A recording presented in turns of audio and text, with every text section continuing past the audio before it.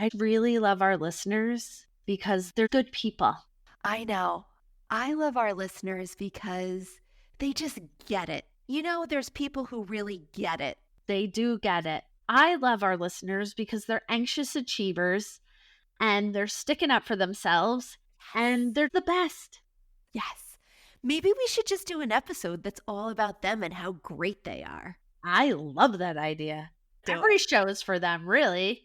But this one will be really about them. Okay, let's do it. Welcome to the Career Corrective, your career lifeline that gives you laugh lines with Jenny and Allie.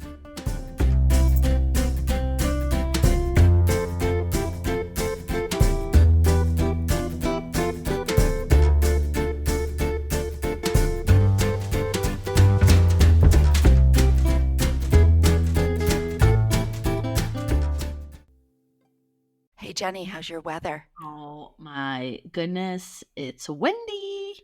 Windy.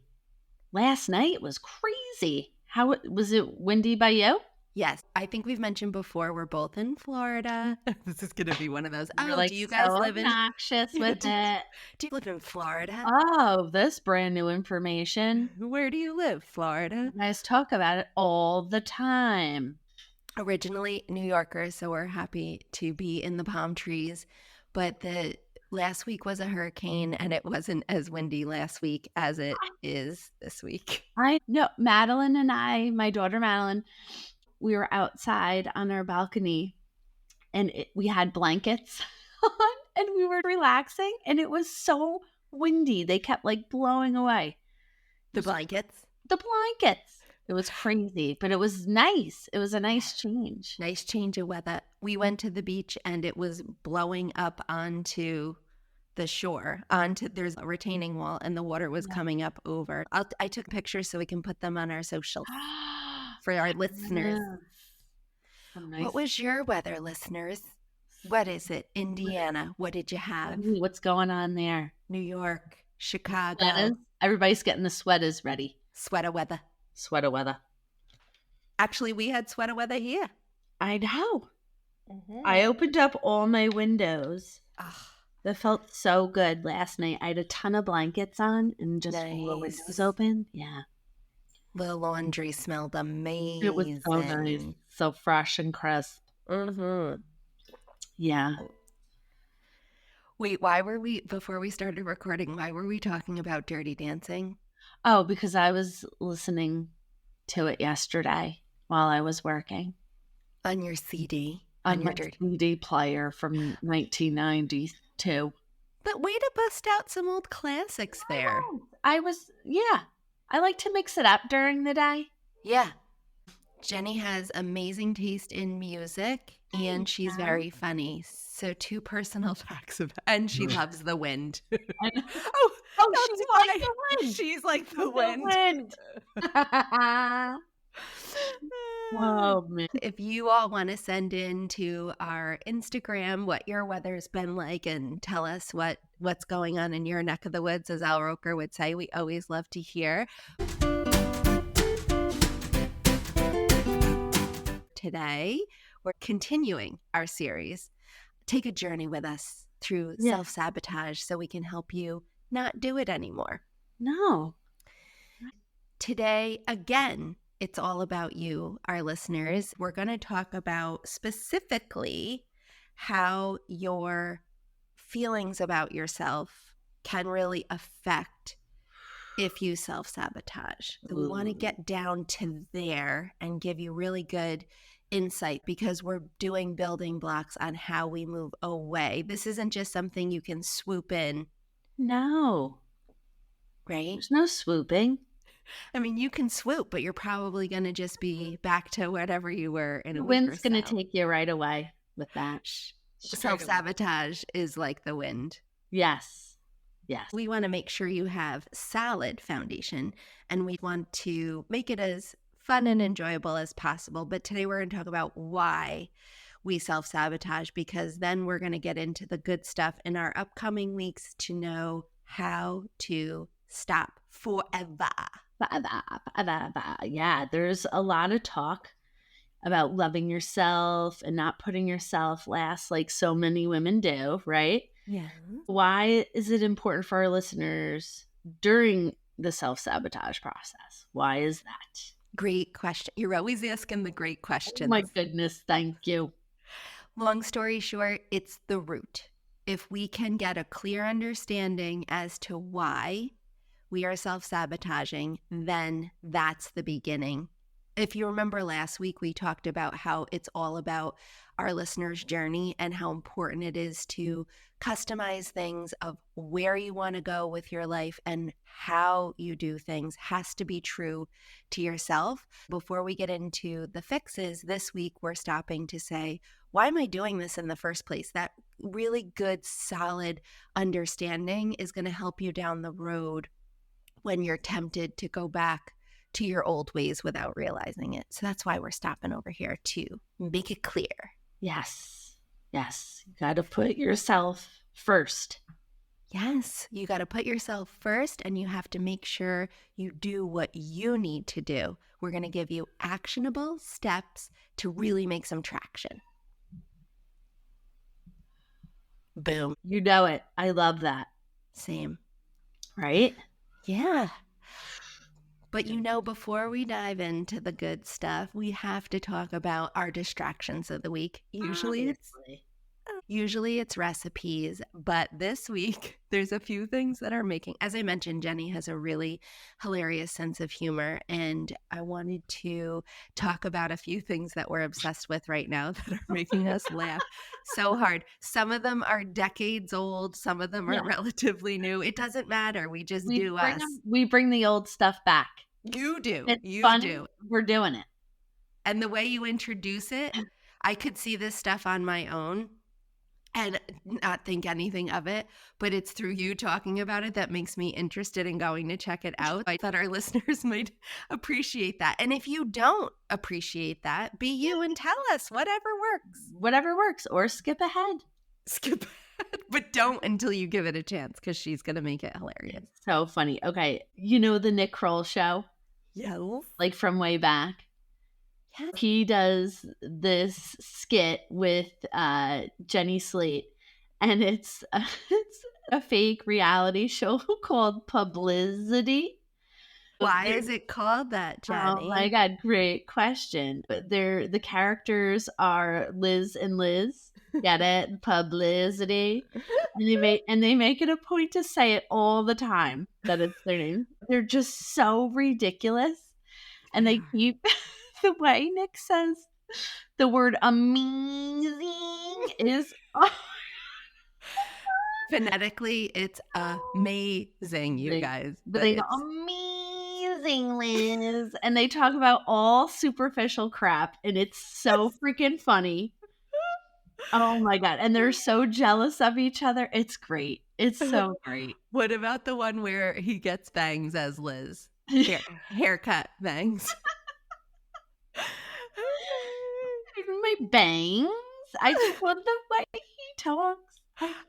There's a line in there that I will never forget. Nick Kroll, as Liz says, "You're being jealous of the risk taking that I've done by getting my bangs."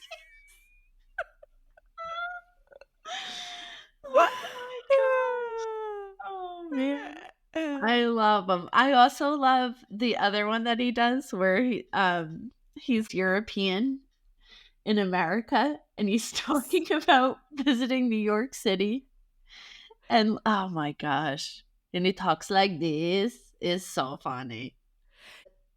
I know the one he talks about visiting Europe. Yeah. And he talks about the Spotted Ox hostel, the coolest hostel in all the countries of Europe. And his bangs are part of every character he does because it's very blonde hair, the wig that he has on.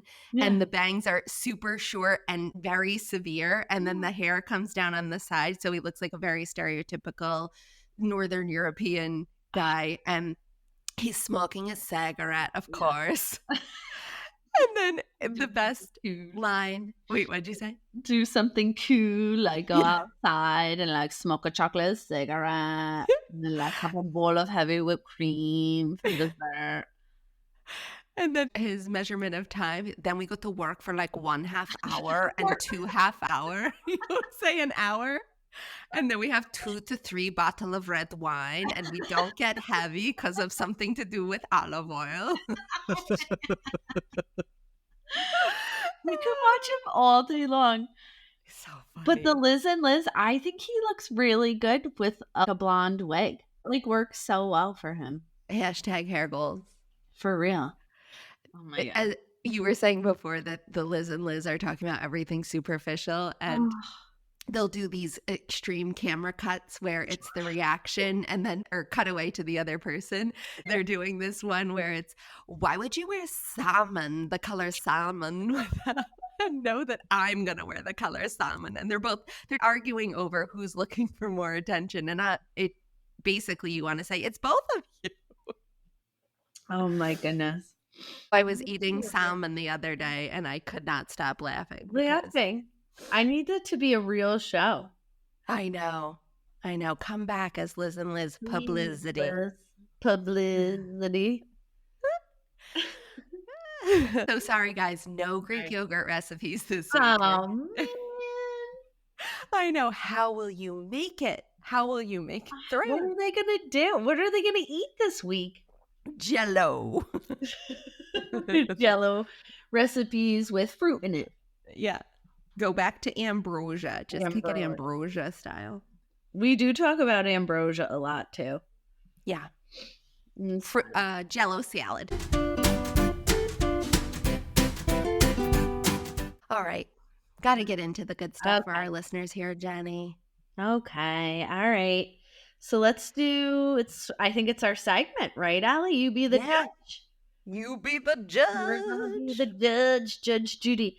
This is where we at the Career Corrective gather information from around the world on our topic of the day for you, our listeners, so you can be the judge on whether or not it applies to you.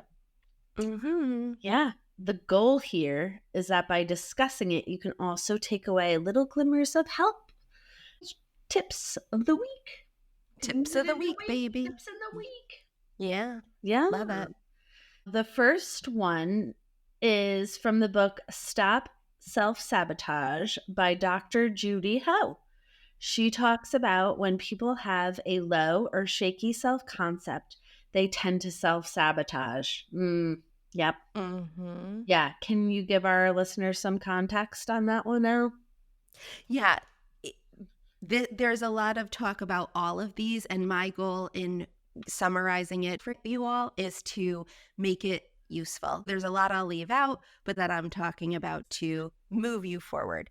The really interesting piece from this book that I loved was it talks about how self-concept is all different versions of yourself. If you think about how some people are really successful in their career life, but they cannot stick to a gym routine, or maybe they are great at sticking to their health goals, but their finances are a mess. We all have this version of our ideal self, and how closely in our mind that matches up in that category is how well we'll stick to goals in that area. This is a really big point of frustration for people, in my mind, just banging their head against the wall of why they fall off their goals in certain areas. And that's why. We'll talk about this later in episodes, but we're going to help you with gaining a better sense or an improved sense of self-concept in those areas, steps and tools to do that, because you'll in effect notice that you're going to self-sabotage less. Boom! Bam! Bam! Yeah, I think it can be like the fear, of the unknown that kind of scares people. Yeah. Wouldn't it? Definitely. The fear of the unknown plays in there because our mind has a preference to solve problems with as little effort as possible. That sounds like we're lazy, but it's not really that. We're programmed that way. If we have to think about Think about if you drive somewhere and you Yeah. go there all the time. Right. Do you sometimes get there and think, I don't even remember driving here? Yeah, all the time. All the time. I'm rampant, running people over. If you see me on the road, Get away from me. Get away from me. You just see this haze over my eyes. It's very dangerous. my glaucoma glasses. It's official. I've become a Florida driver. I don't use my blinker. And I just, whatever lane I want to go in, I'm going. We're going to get some major hate from the Floridian driver. Sorry, but it's true. It's funny because every state wears it like a badge of honor. No, we have the worst driver. So your mind prefers the path of least resistance. If you know something by heart over and over, there's no thinking about it, no purposefully making steps. That's what creates the fear and brings it up for you. So you shrink back in to doing what you know. Actually, there's that saying, the devil you know is better than the devil you don't. So when people hate their jobs, things like that. Another thing we're going to go over in future episodes is ways to make the unknown feel more appealing. We're not going to make it feel more comfortable because that's impossible, but it will end up not being as big of a deal to do things that are outside of your comfort zone, fear, or things that you don't know yet. Yeah, I think another way this manifests is having an excessive need for control. Yes. Think about if you've ever been on a blind date. It is. I've never. I don't know what that's like. Okay. Well, just imagine, or you've seen it in the movies. That feeling of, I don't want to go. What am I doing? This is not going to go well. You might cancel or want to cancel, or even social situations. It can be that simple. You want to make sure you know what's going to happen. And if you don't know if you have an excessive need for control, you can ask yourself, does my need for control get in the way of my relationships? Do you snap at something that seems minor because you felt like you were losing control? Do you find yourself in conflicts at work because you need to control? And does your love of control make it harder for you to enjoy activities and events when you don't know what's going to happen? Yeah. And that's the biggest one, I think, that you could really identify with. Absolutely. We're going to talk about, again, in future episodes, how to build habits that bring you away from that so that you can see that it's not so scary on the other side. Scary? It's not scary. You're talking. It's the fear. Yeah. Scary. The final one that they talk about in this book is internalized beliefs. And that's all from your subconscious. Think of your subconscious as building thoughts as facts. There was this movie that Adam Sandler did, The Waterboy. Did you ever see that movie? Yes. Remember the mother in that is Kathy Bates, and she's, don't play football. And she's telling him everything is scary. Yeah. Yeah. So he grows up.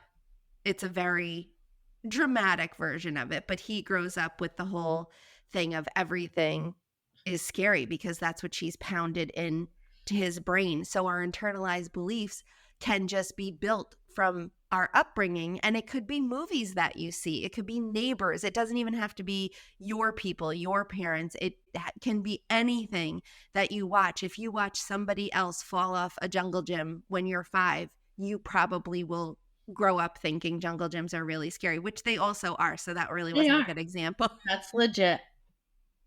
But that's the whole idea of internalized beliefs and how they affect us, even though they have nothing to do with the current situation. I mean, maybe that blind date is the best person ever. You don't want to miss out on meeting them. No, you're just going to go and get over your fear.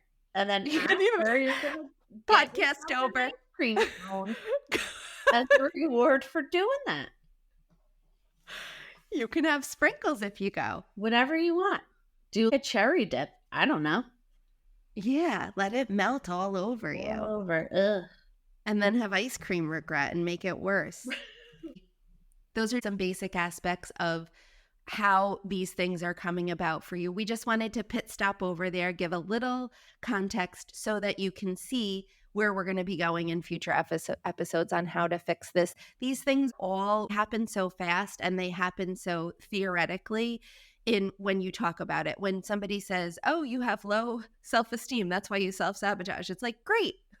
Yeah, what the heck do I do about that? So that's why we wanted to make it clear where we're coming from for our anxious achievers. This plays out a lot for us. And the gifts that you have, I'm talking to you listeners, the gifts that you have, you're going to be the one who most second guesses yourself in a group. You're going to be the one having lower shaky self-concept or having this fear of the unknown. You're hyper tuned in to all that could go wrong, which actually the cruel twist of fate here means that you're more aware, more capable, more potential. Yes. And then you have people who don't have the anxious part and they're whistling Dixie thinking they're the best thing ever. And they don't have to go through all of this. So we want to bring it to light so that we can help. Absolutely.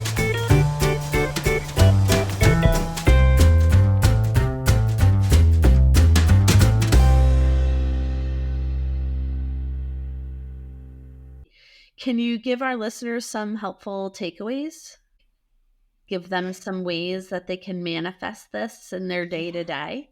Yeah, I think a good thing to start with is if you find yourself reacting quickly to something, an automatic, you're probably working from a low, shaky self-concept in one way or another. I don't like the terminology of that, but that's basically what it's called in all of the different psychological writings, and the way that the medical community talks about it is lower shaky self-concept, lack of self, sense of self, things like that. But the way I think of it as, I have an ideal self, I know what my potential is, and some stuff gets in the way. When you go really fast on a reaction, yes, maybe give yourself some verbiage to say, or let's use an example. Jenny, pretend you're somebody asking me to do something that is outside my comfort zone, so I can give the listeners an example of how to handle it instead. Hey, Allie, do you want to go to the beach today and wear our tube tops? No, that's a terrible idea. No, that's not what you say. Let's just say going to the beach and putting yourself out there and being in that kind of environment, some people wouldn't go because they would not want to be in a bathing suit out in public. Who's going to look at me? Whatever else all of that is. And I'm not getting, those are very serious issues. We're just using a light version of the example to show you if it's an automatic no, then you could say, okay, I really would enjoy going to the beach. The reason I don't go, so if it's an automatic no and a fast reaction of, even if you don't say no, even if your visceral reaction, your body tenses up and you feel a hard no, then you know it's happening. The fear or the excessive need for control, the internalized beliefs, low shaky self-concept, something in there is answering that question for you without you starting to think, would I enjoy a day at the beach? Would I like to go with Jenny to the windy beach and get sand in my teeth? Is this something that would be appealing for me? Yeah, and then it would. And just pause there to say, let me think about it. You're external. You can tell give yourself some space and time. I'll call you back in a half an hour. And then break it down. Okay, maybe I don't want to go in my bikini today, but could I wear shorts and a t-shirt, bring an umbrella, and maybe go to the beach and just say, hey, I'm probably not going to swim, but I'd love to go with you. And thanks for the invite. And just go to do something that you wouldn't normally do, just to, even if you can just catch it, even if you don't end up going, just start to catch those things that happen so quickly. That's where Yeah. we want to begin. I think that's good. You're identifying it, you recognize it. You're not scared of it. You're just it'll build your confidence to work through it. Yeah. And even if you are scared of it, at least you're identifying it as fear, because fear is a lying jerk. It can save us in situations that are realistic, but it can lie to us, and it can be so compounded and automatic. So basically what you want to begin with is, let's pause and see, even if we don't make a different choice this week, let's just recognize what's going on. There's where you begin. I love it.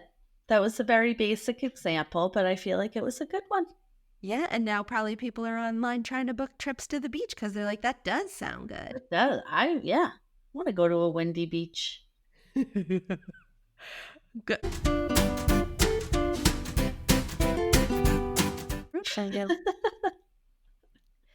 Now let's get into some more things that could pop up in ways that this manifests, because it's just good to have this understanding. We won't get too deep into anything, but we just want to have some context for you all and things to look for this week. Okay. Does that sound good? The first one is overgeneralizing, catastrophizing. Can you think of how this could play out? Oh, doozy. Oof, never done this one before. Me either. Next. Weird, yeah. What if somebody cancels plans on you? Mm-hmm. And then your brain kind of goes to Negativeville, right? Yeah.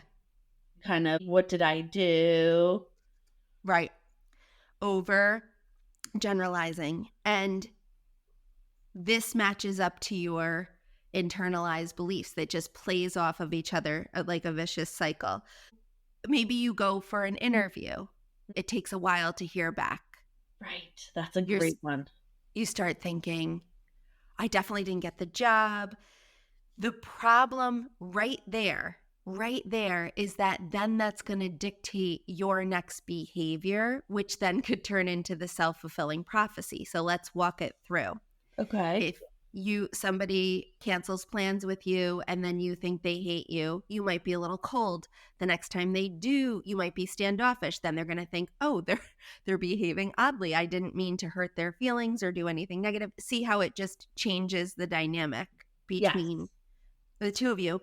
And then if it's an interview, then you might not be, if they do call you and it's a while later, you might think, oh, another candidate dropped out. So then I'm second choice and now they need me. It's all of that where you will then not interview as well. So it's important to catch it. And the way to catch it is to say, I've come up with statements for myself. There's a million reasons as to why this could be. Am I going to go through all million reasons, or am I going to assume it's just this one granular reason? Right. I think that's a really good tool. The next one is the shoulds. Oh, I should go to the family get together. I should go because I haven't seen Aunt Bobby in forever. We should replace that word, the should, with something else. Yes. Which can you replace it with? I could go. Exactly. There's a theme to all of these. I could gives you the possibility. Mm-hmm. And it goes back to what we were talking about last week. People have this preconceived notion of success. It means money. It means title. It means all the things that we're taught it means. And you should get that promotion. You should be more successful. No, I could work on improving my skills, but I could work on improving my skills for something that I want to do. It could be a lateral move. It could be a new career. It could be working for myself. There's no template for go in this direction. And all of these ways that this comes out, you just want to catch it and pause it before you're way down the road working yourself into a tizzy, because I should go to the family get together, and if I don't, I haven't seen those cousins, what are they going to think of me? They're going to say that I don't like them. They're going to, we're all in a spiral at that point, rather than, honestly, people barely notice what you do, so don't No, you're not that big of a deal, okay?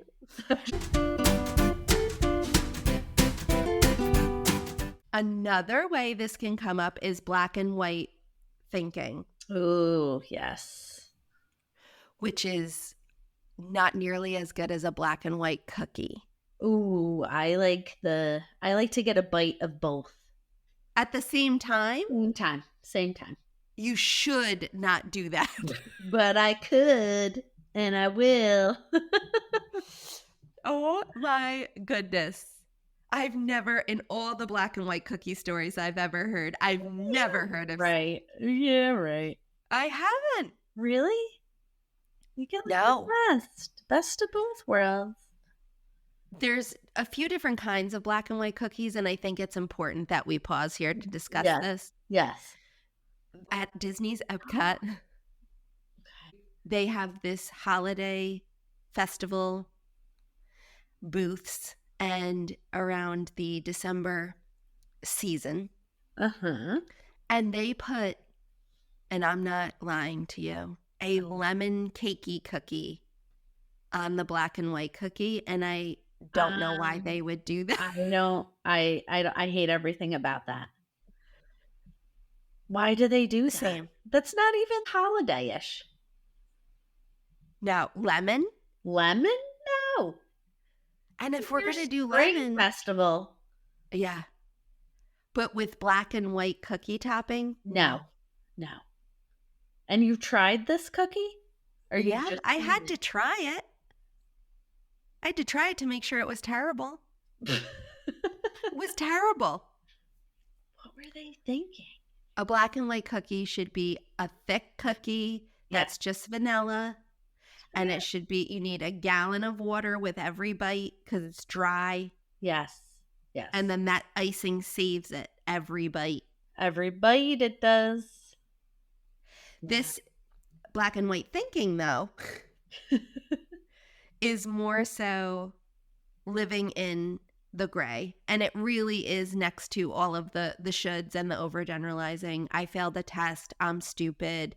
If I don't pass this test, I'll never be successful. It's really that I failed and I'm no good now. There's no middle ground. Or you get one signal that you're from the positive and you're the best ever and don't need to think about it again.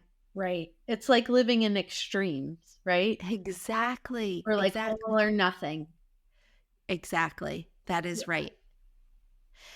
And the way that I have dealt with this is to say, if I have a perceived failure, something didn't go well, I try and figure out what can I learn from this. And I'm really not just saying that. For me, I have to make things usable and positive, even if it's a curveball of something that's completely out of my control, something to do with a family member, anything. I have to talk to myself about what can I learn from this and what little piece can I use to make this thing a good lesson or a good learning experience or something usable for moving forward. Yes. The other one that is talked about a lot is mind reading, and that goes along with the overgeneralizing. Mind reading is all in there. You know, this person didn't call me, so they clearly don't like me.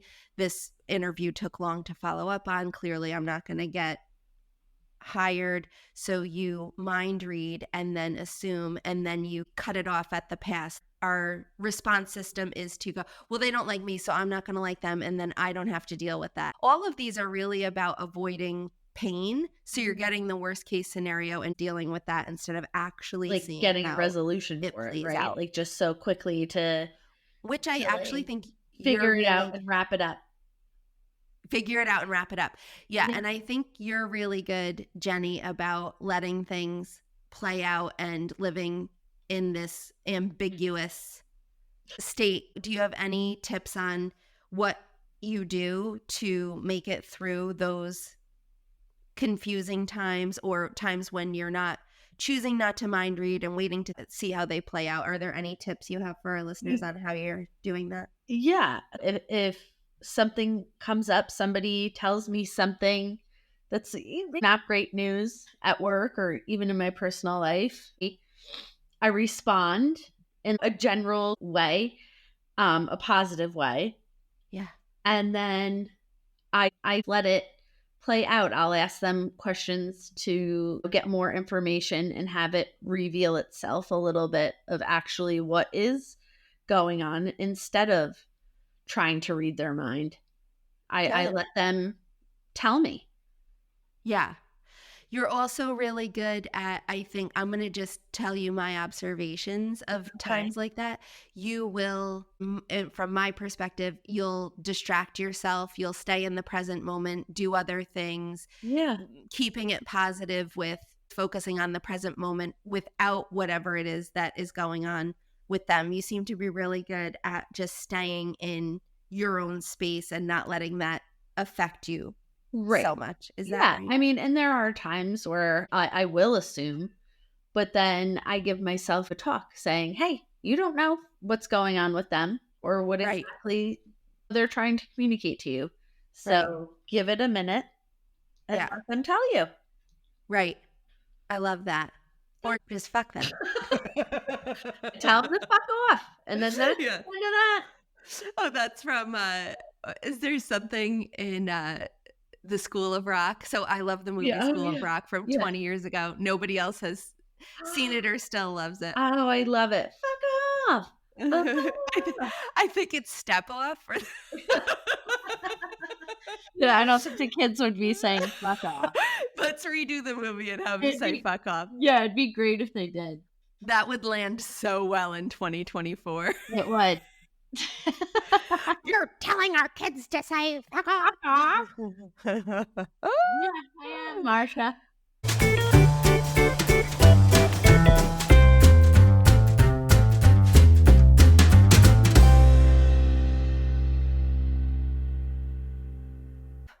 When I read about this stuff and it's on the page or I hear people talk about it, I feel nauseous. So I will just tell you what I'm about to say. Allie's gonna puke. Yeah. I understand if you, our listener, are going to be like, come on, are you kidding? Yeah. But this stuff really works. And I won't get into too much detail, but I want you to know why it works really quickly before we get into it, because I think it's so important. Just so you know, this isn't platitudes and hippy dippy on the mountain stuff. Not that there's anything wrong with hippy dippy. I love my hippies. Love hippy dippies. Love it. But this is science. The reason that these things work that we're going to go through is because your body remembers all of what you've accumulated. When we talked about earlier, the Adam Sandler Waterboy example is that your subconscious stores all this stuff up and it tells you in your current state without you knowing it, your internalized beliefs, that this is just truth. And the reason that it does work is because it starts rewriting those scripts, and these things that we're going to talk about interrupt the old patterns. Think of a circuit board. Think of an electric current. Wow. Think of why you can't put your feet in water when it's lightning outside, because you're drawing to you a current that isn't breaking. These things, if you do them over and over and over again, it's going to give you the power to disrupt those old circuits. And that's very, very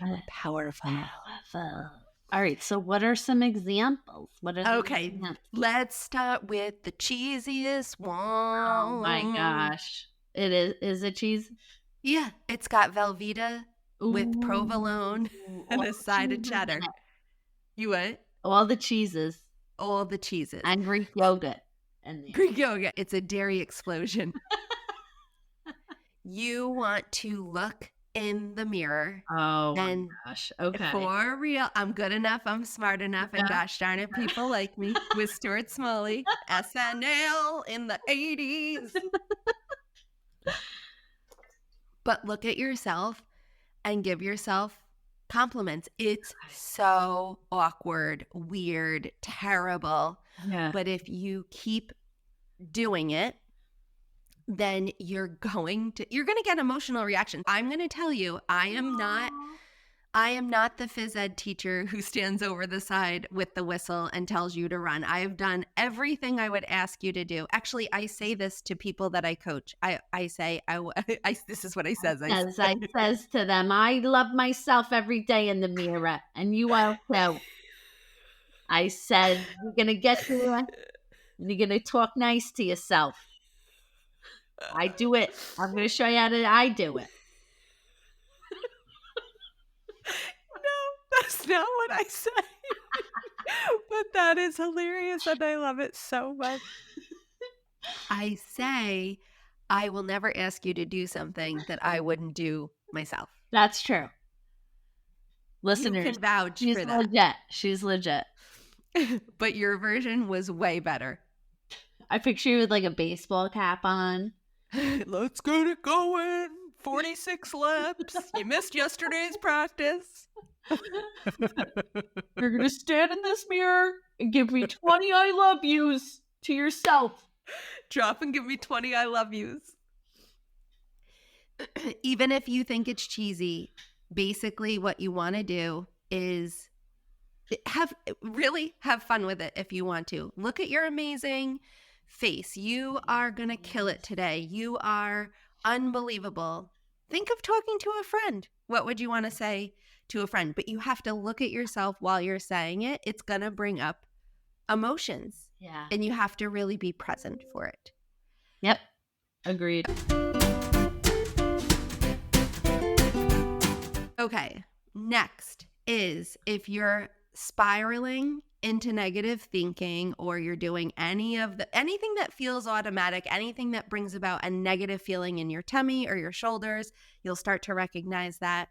You want to interrupt that signal, so you move your body, dance, run, walk. You can, even if you're in a meeting, in a work meeting, and you can't do any of that stuff, if you take your thumb, actually, Jenny, do it with me. Do it with me. Okay. Take my thumb. Take your thumb, put it on your pinky, put it on your ring finger, put it on your middle, put it on your second.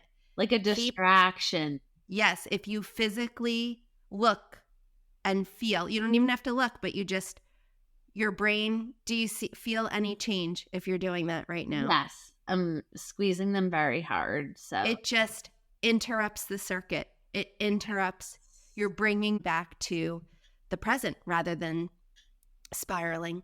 Okay.